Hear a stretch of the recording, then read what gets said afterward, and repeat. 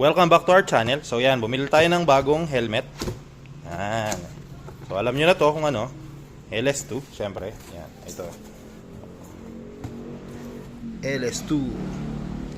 Yan, so yan yung bago nating helmet. Yan, open na natin, huwag na natin patagalin yung unboxing. Yan. So ang model na napili natin is Rapid 2. Yan, ayan yung bali, wala naman siyang kasamang other na visor or yung mga smoke visor. Helmet lang talaga. Tabi natin yung box.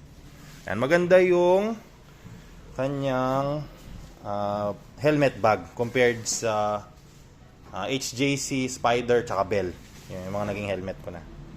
Yan.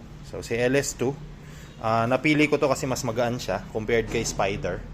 Yung huli natin is Spider Course. Yan. So ang daming nagtanong regarding dun sa Spider Course. Actually maganda naman siya. Nasa akin pa rin yung Spider Course. Hindi ko naman siya binibenta. Ito. So review lang natin tong LS2 Rapid 2. Yan, LS2 na Rapid 2 pa na helmet. Yan, unbox lang natin.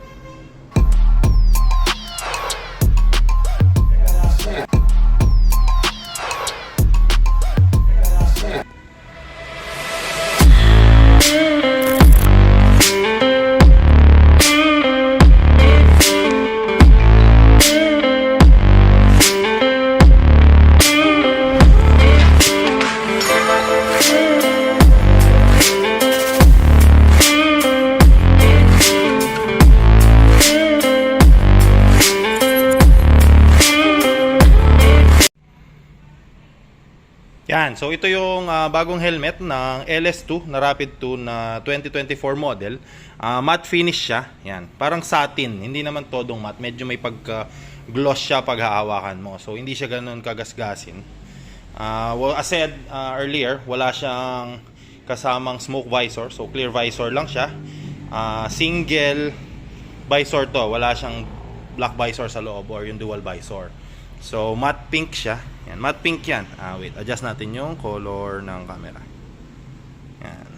Gabi na kasi hindi masyadong kita. Pero matte pink, very classy yung pagkaka-matte pink niya. Hindi yung shocking na pink. Yan, napakagandang helmet. Nagustuhan ko to compared kung kukuha pa ako ng full face na Spider kasi mas magaan siya. 1,400 for size of large to. Yan. So same lang naman, meron siyang visor dito para sa hangin. Dito sa ulo, tapos may spoiler. Yan yung spoiler niya sa likod.